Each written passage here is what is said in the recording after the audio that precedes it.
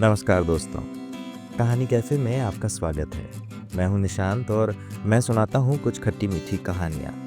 मगर अपनी कॉफ़ी साथ लाइएगा क्योंकि यहाँ कॉफ़ी नहीं, कहानियाँ मिलती हैं। दोस्तों, आज आपको एक बड़ी प्यारी-सी कहानी सुनाने जा रहा हूं जिसका शीर्षक है क्योंकि चाँद को एक सूरज चाहिए।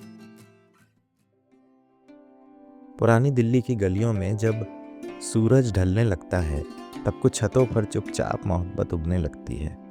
ऐसी ही एक छत थी माला के घर की, जो माधव के घर की छत से एकदम मिली हुई थी। जैसे किसी पुरानी किताब के दो पन्ने जो वक्त के साथ एक दूसरे में अब समा चुके थे। माला और माधव बचपन से साथ रहते, एक ही स्कूल, एक ही जैसे टिफिन और एक सी खिलखिलाहट। पहले दोस्ती थी, फिर वो चुपके से मोहब्बत में ढल गई, बिना बताए, बिना इजहार किए। अब दोनों की जब पहली पहली नौकरियां लगी तो दिन में फ़ोन पे खाना खा लिया, थक तो नहीं गए, जैसे प्याले में परोसे जज्बात चल रहे थे। और रात रात तो जैसे इनकी ही थी। खाना खाकर छत पर मिलना उनकी दुनिया का सबसे बड़ा रिवाज बन चुका था। चांदनी के नीचे दोनों यूं बैठते जैसे जिंदगी ने थोड़ा वक्त उधार दे दिया हो। देखो ना माला, माधव आसमान की ओर देखते हुए अक्सर कहता, ये चांद भी तुमसे जलता होगा। हर रात मेरी नज़रों में तुम चमकती जो हो। माला बस शर्मा कर मुस्कुरा देती। उसकी मुस्कान में वो सुकून था जो शायद किसी एसी की ठंडी हवा में भी ना मिले। लेकिन वो सुकून ज़्यादा देर टिकता नहीं था। गर्मी बढ़ रही थी और लाइट का जाना अब एक आम बात हो चुका है। जैसे ही बत्ती गुल होती, नीचे के कमरे तंदूर बन जाते और फिर मोहल्ले के लोग अपनी चादरें लेकर छत पर आने लगते। उनकी वो मुलाकातें जो चांदनी के नीचे फुसफुसाते ख्वाब बुनती, अचानक अधूरी रह जाती।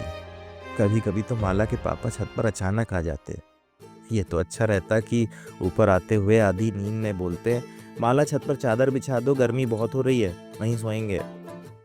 कई बार तो दोनों पकड़े ही जाने वाले थे, लेकिन किसी तरह बच गए। मगर दोनों डरे तो रहते ही थे, क्योंकि अलग ऐसे होना पड़ता तब मानो किसी ने ख्वाब से जगा दिया हो। एक रोज बुझी आवाज में मालक ने कहा, यार ये गर्मियां हमारी मोहब्बत की सबसे बड़ी दुश्मन है। और फिर ये बिजली की कटौती, मानो हमारी मोहब्बत की किस्मत की भी कटौती हो चुकी हो। ऐसी ही गर्मी की एक रात जब दोनों माथे पर पसीना और दिल में बेचैनी लिए चुपचाप बैठे थे, तब माला ने कहा, कुछ करना पड़ेगा माधव। हम ना गर्मी से लड़ सकते हैं ना बिजली वालों से। करें तो करें क्या? अपने रिश्ते को कैसे हैंडल करें? माधव थोड़ा देर सोचता रहा, फिर माला की आंखों में देखते हुए बोला, देखो गर्मी तो वैसे ही बढ़ेगी। इसे कम करने के लिए हम सीधे तौर पर तो फौरन कुछ नहीं कर सकते, लेकिन फिर भी अपनी तरफ से थोड़ा बहुत कुछ तो कर सकते हैं ना। जैसे क्या कर सकते हैं? माला ने कुछ चौंकते हुए पूछा। जैसे ये कि बिजली का कंजम्पशन सबसे पहले कुछ कम कर सकते हैं। ये जो बिजली सप्लाई होती है, इसे बनाने में बहुत पोल्यूशन और कार्बन एमिशन होता है, और उसी पोल्यूशन और कार्बन एमिशन से ग्लोबल वार्मिंग और फिर क्लाइमेट चेंज होता है। इसलिए हम वो सब काम कर सकते हैं जिससे कार्बन एमिशन कम हो।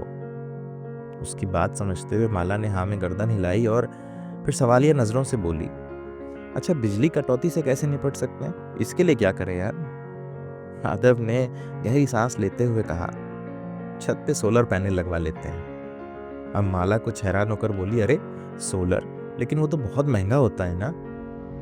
माधव ने उसे समझाते हुए कहा, हाँ शुरू में थोड़ा खर्चा है, लेकिन सरकार उसे भी सब्सिडी बनाकर वापस दे देती है, क्योंकि गवर्नमेंट भी जानती है ये एनर्जी ट्रांजिशन ज़रूरी है।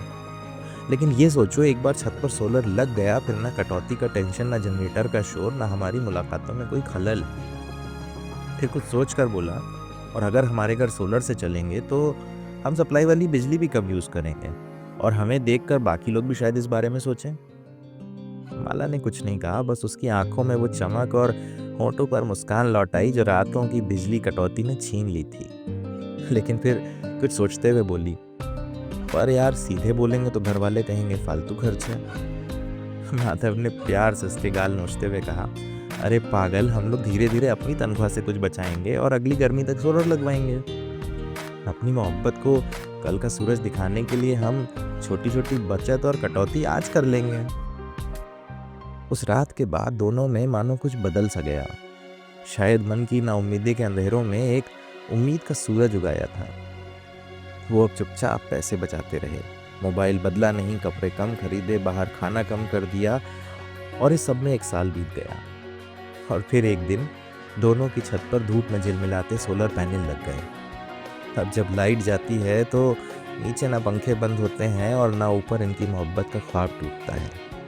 एक चांदनी रात में सोलर पैनल के नीचे लेटकर उसकी आड़ से चांद को निहारते हुए माला मुस्कुराकर बोली, ये बहुत बढ़िया फैसला रहा हमारा माधव। देखो, अब किसी के रात में छत पर आने की टेंशन ही नहीं। माधव ने करवट लेकर अब अपने चांद को आंख मारते हुए कहा, इस सोलर पैनल की छांव में हम बारिश की रातें भी हमारी हो गई हैं माला।